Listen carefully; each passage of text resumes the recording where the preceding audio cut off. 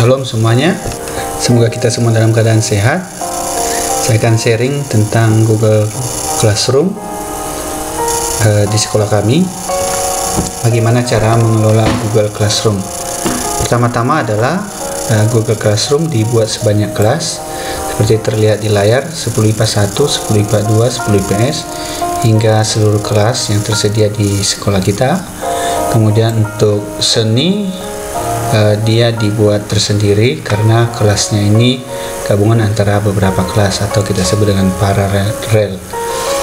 Berikutnya adalah kita melihat, kita buka keuntungannya Classroom digabung ini adalah setiap anak di kelas 10 IPA 1 hanya mempunyai satu classroom.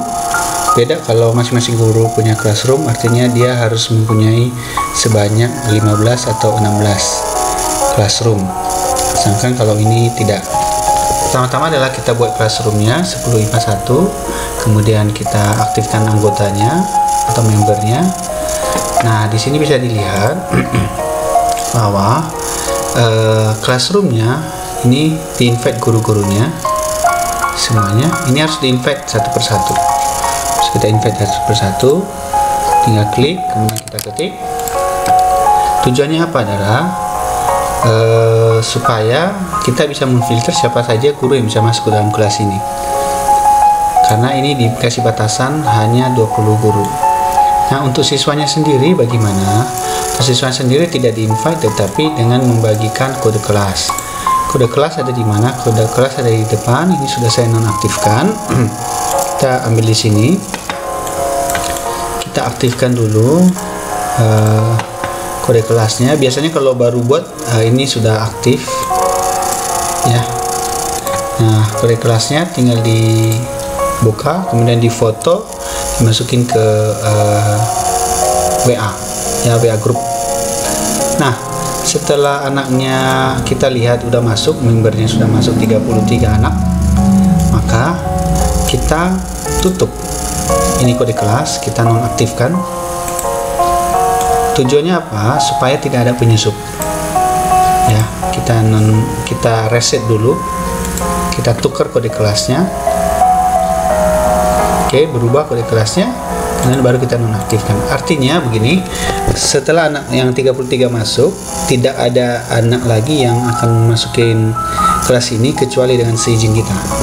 Jika dia menggunakan kode yang sudah lama, maka itu tidak berguna lagi atau tidak efektif, tidak bisa mengakses kelas ini karena kodenya sudah kita ganti. Kemudian sekalian kita aktifkan Google Meet. Ini Google Meet untuk kelas ini ya. Jadi nanti setiap mengajar kita tinggal klik yang ini, Google Meet ini. Nah, ini sangat berguna sekali bagi kita struktural untuk controlling, sehingga kita tidak mengecek puluhan Google Classroom, tapi kita harus hanya mengecek sesuai dengan rombel di kelas kita gitu. Nah, ini bisa dilihat. Jadi misalkan guru jam pertama adalah mengajar, kemudian dia masuk ke Google Meet ini, kemudian terjadilah Google Meet-nya.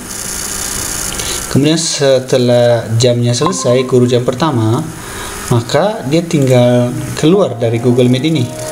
Dia tinggal keluar dari Google Meet ini, anak-anaknya nggak usah keluar. Kemudian guru jam kedua akan masuk. Sehingga ini menghemat waktu perpindahan antara mata pelajaran. Nah, ini bisa berlaku selama setahun, jadi tidak perlu dirubah.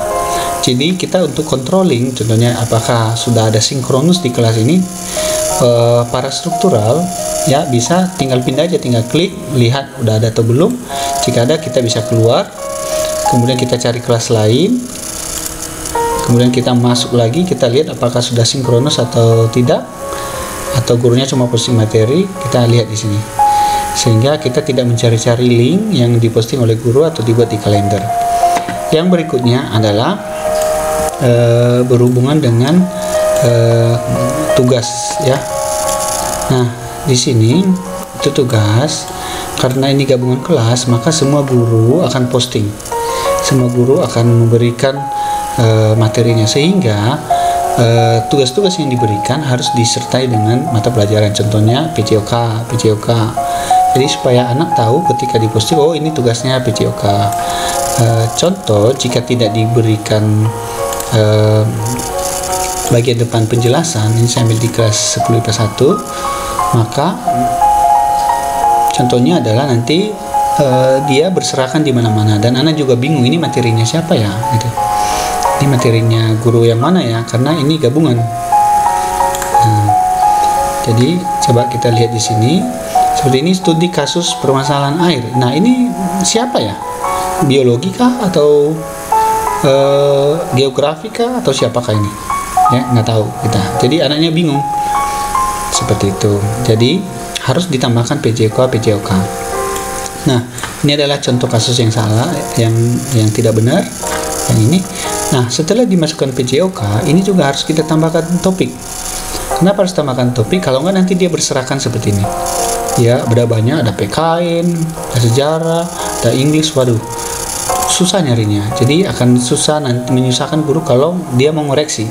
Contohnya tugas minggu ini, dia mau ngoreksi minggu depan, udah banyak materinya ke bawah, susah nyarinya. Nah, caranya gimana?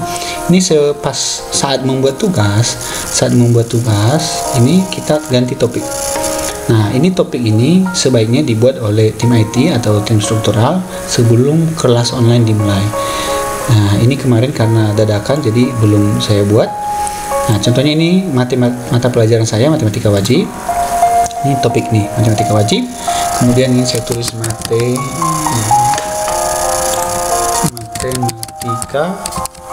wajib. Nah, udah. Kemudian baru materi integral. Seperti itu. Ya. Nah, ketika ini saya post nanti, maka ini contoh saja saya close. Semua postingan matematika wajib akan terkumpul di sebelah kiri ini. Contoh ini matematika wajib, ini ada di sini. Jadi semua postingan saya di matematika wajib ada di sini. Jadi tidak berserakan kemana-mana, tetapi terkelompok di sini, terfolder di sini. Nah, dia urut berdasarkan waktunya, ya. Yang lama akan ada di bawah, yang terbaru akan ada di atas. Jadi saya juga lebih mudah untuk mencari postingan-postingan yang sudah terjadi. Yang berikutnya adalah tentang stream atau forum. Nah, di kami untuk stream itu presensinya ada di depan, yaitu di komentar. Di komentar, kenapa di komentar? Karena dia langsung tercatat, ya, tercatat waktunya, tercatat tanggalnya di sini. Nah, ini memang tergantung sekolah masing-masing. Resikonya adalah kalau kita mengabsen di Google Meet, permasalahannya itu adalah ada terkadang jaringan tidak stabil.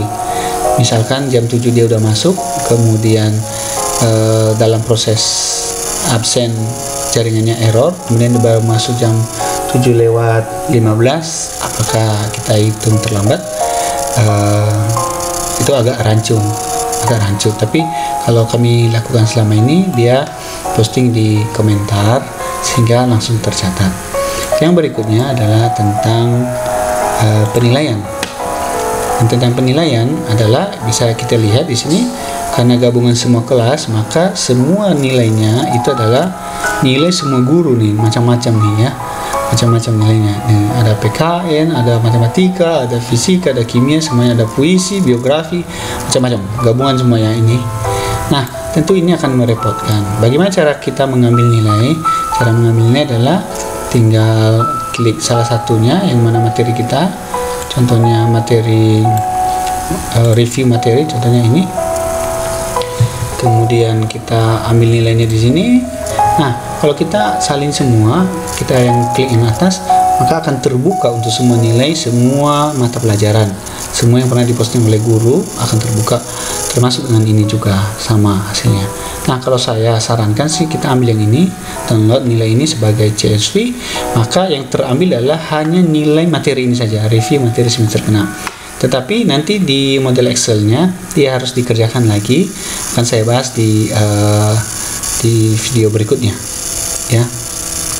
Jadi tidak mengambil semua nilai guru, karena kita cuma butuh yang nilai ini saja, seperti itu. Berikutnya adalah tentang folder. Jadi untuk 10 IPA 1 ini dia mempunyai folder tersendiri. Ya, ada di sini bisa dilihat di tugas kelas. Ini di folder drive. Jadi setiap postingan guru di dalam kelas ini akan masuk ke dalam folder atau folder yang dibuat di My Drive. Nah, apakah folder ini hanya ada di saya? Tidak, hanya ada semuanya ada di guru yang masuk ke dalam kelas. Ya, jadi kalau ada 17 guru di masing-masing di My Drive-nya ada folder-folder ini. Nah, sehingga menurut saya tidak perlu email khusus untuk membuat classroom ini. Kenapa? Semua guru yang tergabung di dalam classroom ini mempunyai hak yang sama, mempunyai kewajiban yang sama, dan mendapatkan perlakuan yang sama dari classroom.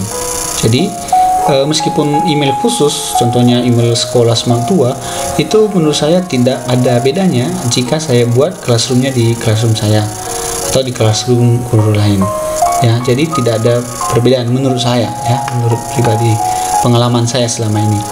Berikutnya adalah ketika classroom ini digabung, artinya semua guru sudah gabung, maka seketika salah satu guru, contohnya Bu Elsa ini guru biologi posting, maka ada notifikasi yang masuk ke saya. Ya, meskipun saya guru mat, ada notifikasi yang masuk ke seluruh anggota di dalam member ini. Nah, semua guru ini, termasuk tugas anak. Jadi ketika ada tugas anak diposting oleh Bu Elsa ini, maka tugasnya itu bisa notifnya masuk ke saya. Nah, masuk ke semua guru. Nah, tentunya ini akan membuat seluruh email kita ini akan penuh. Nah, caranya bagaimana? Caranya adalah kita menggunakan filter. Bisa dilihat di email saya ini tidak ada satupun classroom. Kenapa? Karena saya sudah label. Ya, saya berikan filter label, ini saya masukin sini, kelas online. Nah, untuk label ini nanti juga bisa ditanyakan ke tim IT-nya masing-masing. Ya, untuk label. Jadi tidak memenuhi kotak masuk kita. Itu cara pertama. Cara keduanya adalah di setting, di classroomnya, di bagian setting kita setting sini notifikasi semua ini kita matikan. Ini kan kalau aktif dia akan masuk semua. Nah, ini akan merepotkan kita nonaktifkan, maka semua notifikasi tidak akan masuk, seperti itu. Untuk kelas. Nah, untuk seni sendiri di sekolah kami ini seninya digabung ke dalam satu kelas yang tergabung, ya, atau paralel, karena memang seni tidak terdiri dari satu kelas, tapi dari beberapa kelas. Jadi terpisah dari kelas ini. Jadi untuk guru seni tidak saya invite ke sini, ya, tapi guru seni saya invite ke sini. Termasuk untuk kelas yang lintas minat, karena lintas minat itu kan dia join dari beberapa kelas. Oke, demikian saja untuk sharing classroom. Semoga bermanfaat. Tuhan Yesus memberkati.